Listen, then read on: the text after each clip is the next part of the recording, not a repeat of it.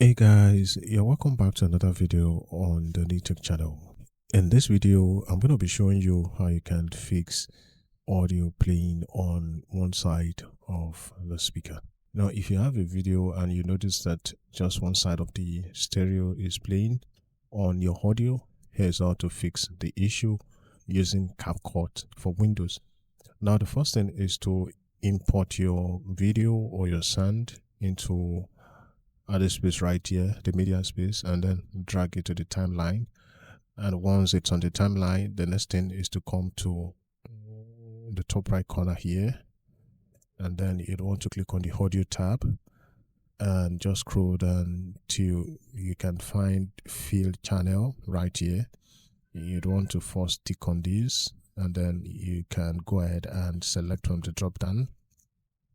And now, if you notice that audio is playing on the right, you need to select fill right with left. And if you notice that audio is playing on the left, then you need to select fill left with right.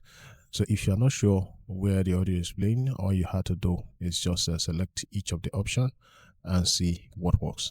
So that's how to go about fixing your one-sided audios using CapCut. I hope you found this useful. Thank you for watching, and I'll see you in the next one.